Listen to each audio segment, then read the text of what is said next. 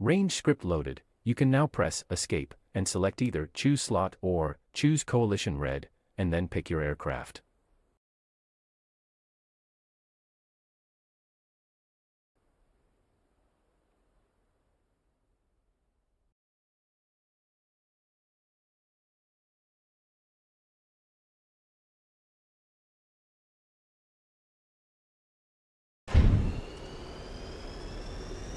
You have chosen to start the mission in the air. Please increase the throttle lever and use trim to level the aircraft. Keep the current heading, as the weapon's range is straight ahead. Maintain 600 to 700 kilometers per hour and 3,000 meters altitude, until you enter the range.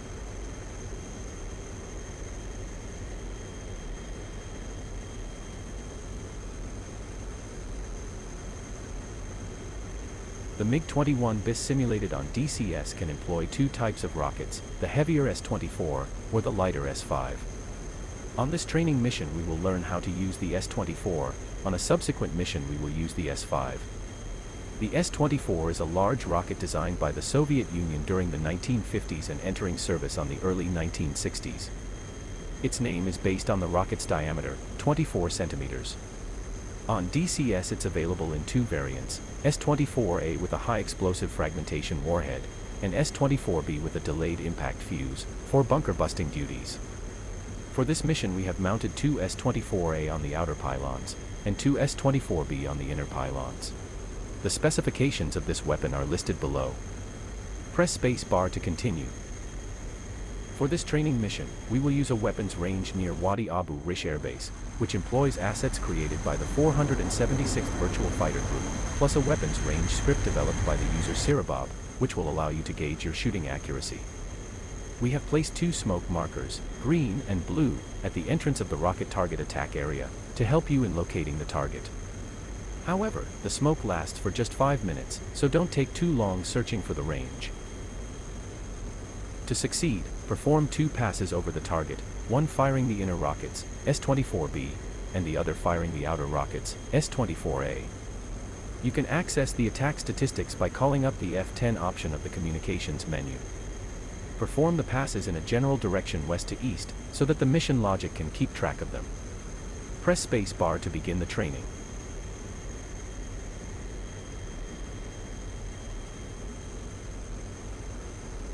To power up the weapons system, first turn on the power switches for pylons 1, 2, and 3, 4. This will energize the pylons and enable the operation of their locks, to allow the release of the weapons. The infrared and semi-active radar heat switch is not needed for rockets. The missile and rockets launch switch should be turned on just before your rocket attack, as it powers up the weapons launch subsystem.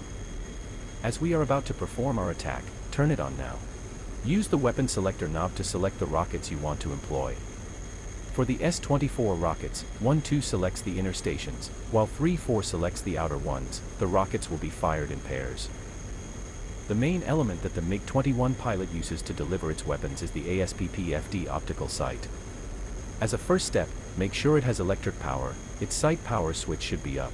The sight offers two different aiming aids, a pipper, which is mostly used for cannon use against knobs. Adjust their relative brightness as needed, using the highlighted knobs.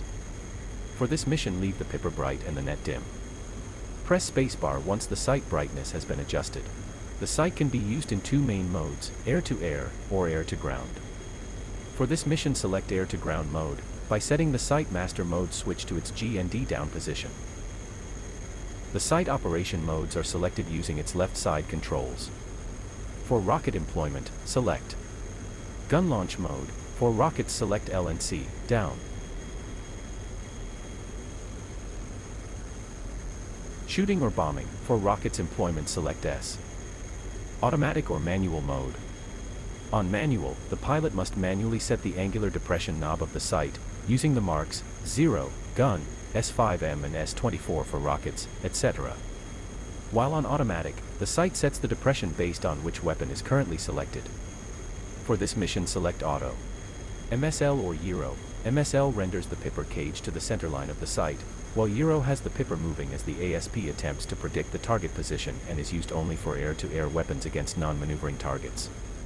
For air-to-ground select MSL, up. Rotate the highlighted knob to set the target's size, the pipper will adjust accordingly. For this mission, our target circle measures 33 meters. Press spacebar once set. The MiG-21 radar can be used as a ranging sensor to help the sight to provide an accurate shooting cue, measuring the distance from the aircraft to the target. The radar requires a 3 to 5 minutes warm-up period, and it has cooling restrictions that limit its use to 35 to 40 minutes while in standby mode, and only 20 to 25 minutes when fully active, so keep it off for as long as possible. As we are near our weapon's range sight, set it to standby now, middle position, and to on, up, once we begin our practice attack. Enable the ranging mode by selecting locked beam on the highlighted switch. When used for ranging, no other radar option needs to be set. To launch underwing weapons, you press and hold the weapon release button on the flight stick. To prevent accidental launches, the button is fitted with a safety cover. The DCS developer has implemented a small cheat, where the safety cover is automatically raised when you actuate the weapon release bindings. This allows most users to just forget about this cover and simplifies their HOTAS bindings. However, the cover remains raised after you have pressed the weapon release. We have finished our examination of all the different weapon elements. Press spacebar to continue onto the practice section of the training.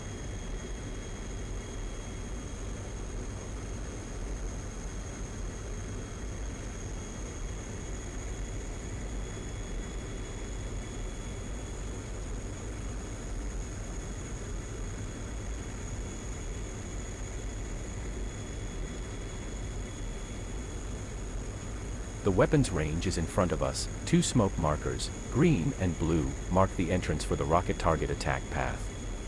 Do not confuse the rocket target circle with the larger circle used for bombing training. The rocket target is enclosed within a square, on the north side of the range. As the actual rocket attack lasts just a few seconds, we will explain now the details on how to perform it, so pay careful attention. The S-24 rockets have a maximum advertised range of 3 kilometers, but the MiG-21 sight only displays distances up to 2 kilometers, and for greater precision we will launch the rockets at around 1.2 to 1.6 kilometers. For greater precision, you will launch the rockets using a 30 degrees dive from an altitude of at least 3,000 meters. To better judge when to initiate the dive, do not fly directly towards the target circle. Instead, fly on a slightly offset heading to the left or right, so that our aircraft's nose does not hide the target. To avoid negative Gs, we will initiate the dive by rolling inverted towards the target. Start the dive when the target has reached the point where the canopy frame meets the cockpit border. Once you have the nose of the aircraft pointing down onto the target, roll back to an upward position and maneuver to place the target within the sight. Once you have the target within the sight, maneuver to align the fixed net axis with the target. The range scale shows the radar ranging distance to the point marked with a small X. Southwest. Strive to place this point directly on the target. If the red brake light illuminates before the launch, interrupt the dive and make a brake to the right and up, to climb back and fly a circuit to repeat the attack later. Disregarding this warning light can lead you to impact the ground. Take care to not exceed a 5G load, or other external stores, like the fuel tank or other rockets, may detach from the aircraft. The pipper will begin to move up once the range is below 2,000 meters. Keep maneuvering until you have the pipper over the target. Once the distance is below 1,600 meters, press the weapon release button to fire the first rocket pair. Once you have fired the rockets, break the dive to the right and begin to climb back and circuit the range to make a second attack run. Avoid the common mistake of keeping on the dive to watch the rockets hit. Break away as soon as the rockets have been launched. This is particularly important with the S-24 rocket, as it has a large blast radius which could hit your aircraft. On a real combat attack, you would release flares during the break, in case Defense Forces fires back at us, but on this practice it isn't needed. Press spacebar to exit the pause and begin the actual practice attack. Remember to take the radar out of standby and turn it on. Our airspeed should be 600 to 700 kilometers per hour, as the attack dive will increase it, and the altitude above ground should be 3,000 meters minimum.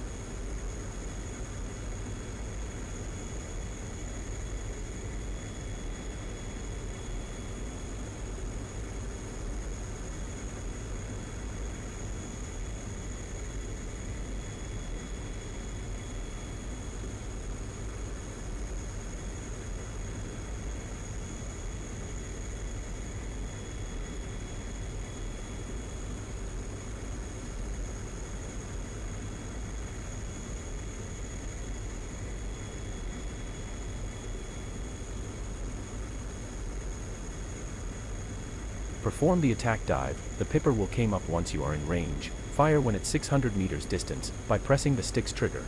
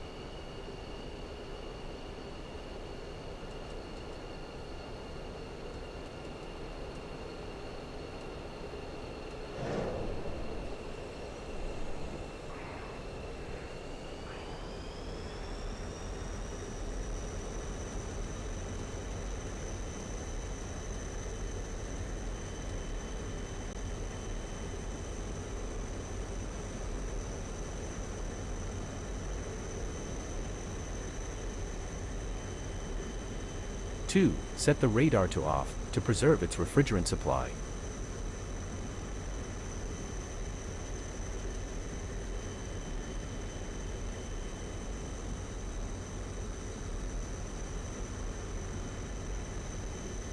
Good, this completes the armament safe procedure.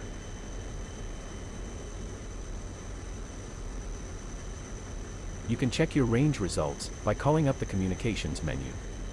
Select F10, Other, then select F1, Range. Finally, click F1, My Strafing Results.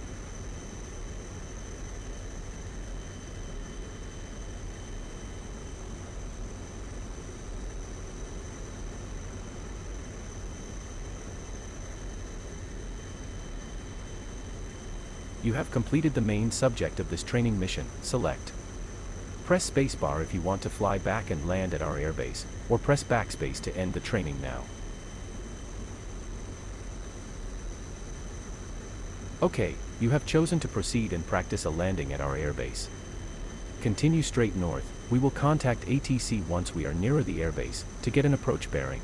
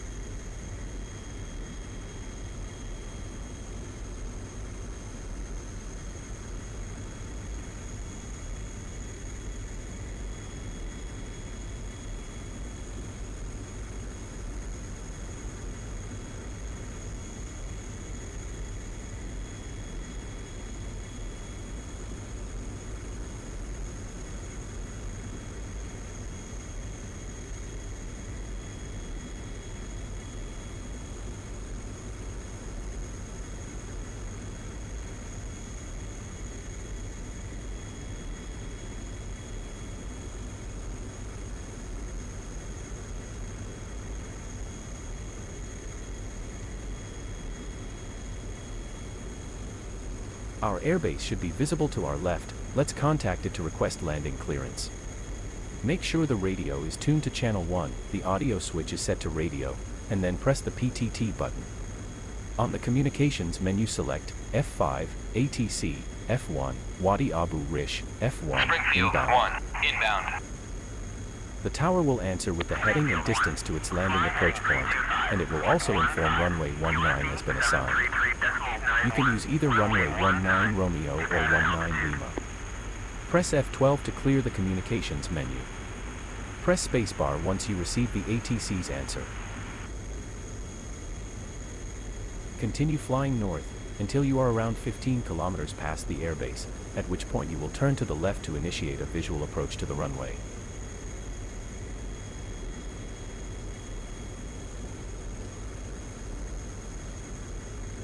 Once you get nearer the airbase, ATC will ask you to contact tower. At that point press PTT again, and then select F1, request landing.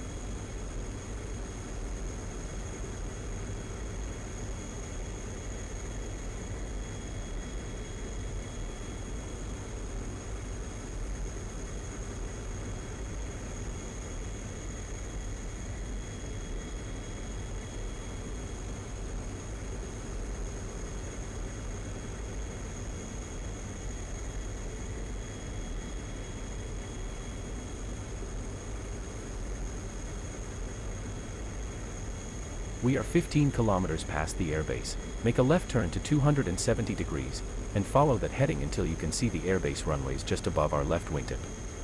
Maintain an altitude of 1,000 meters AGL and reduce speed to 600 kilometers per hour.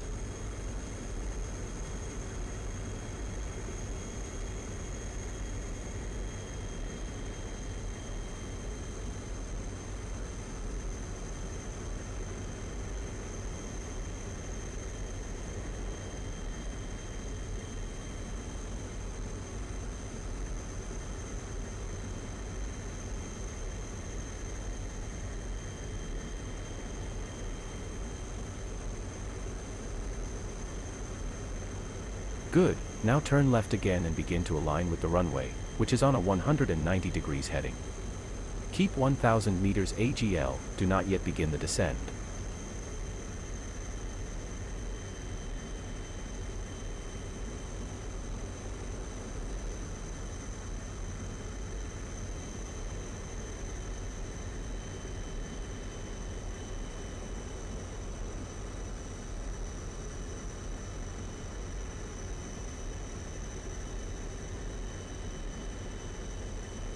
While you approach the runway, perform the steps of the before landing procedure.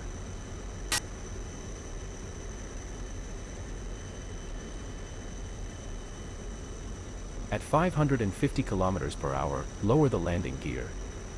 Once you get 3 greens, remember to return the lever to neutral and lock it.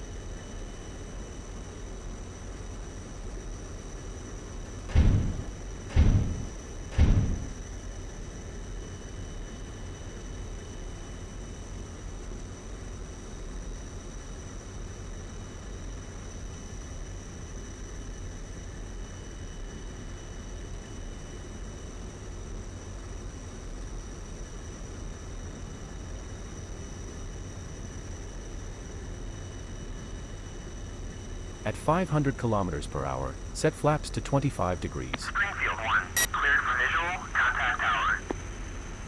Springfield 1, request landing.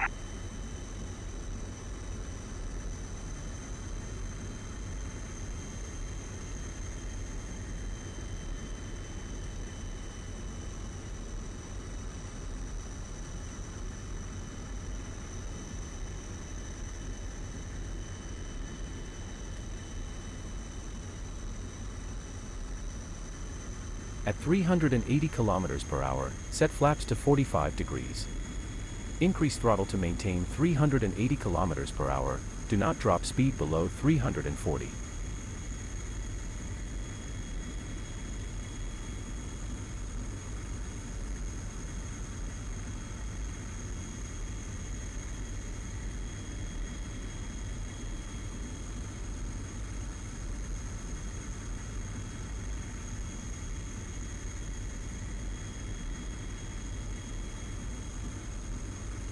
Springfield 1, check landing gear.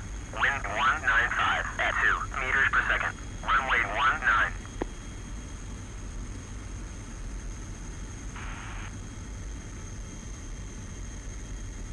On touchdown, move the throttle back to idle, and keep the nose up at about 5 degrees pitch. Let the aircraft slow down by itself. The landing parachute is used only on short runways.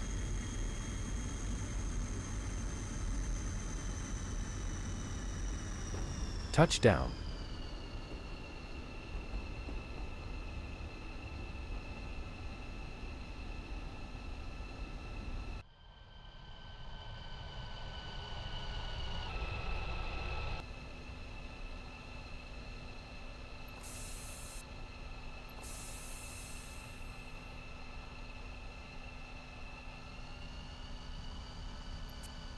Springfield 1, taxi to parking area. Exit the runway at the first available exit, to the left.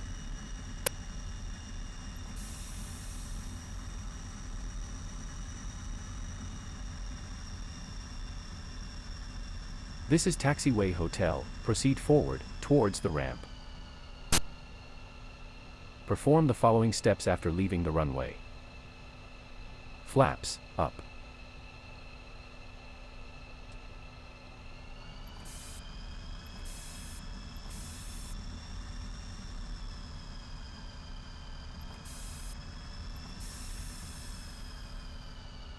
Drop chute button, press to jettison the drag chute, only if it was deployed during the landing. Nose wheel brake switch, off. Pitot heat, off. Emergency heat, off.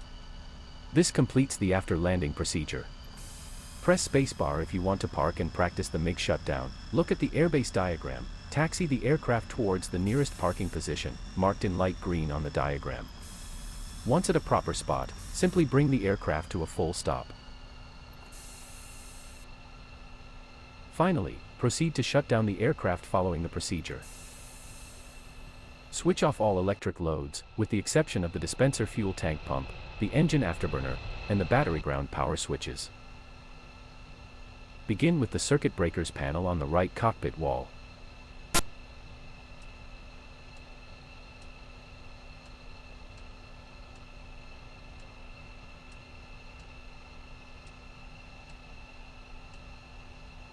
Turn off the radar and the battery heater.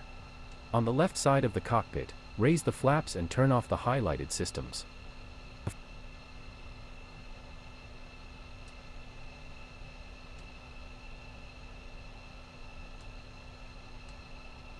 On the right console, turn off the highlighted switches.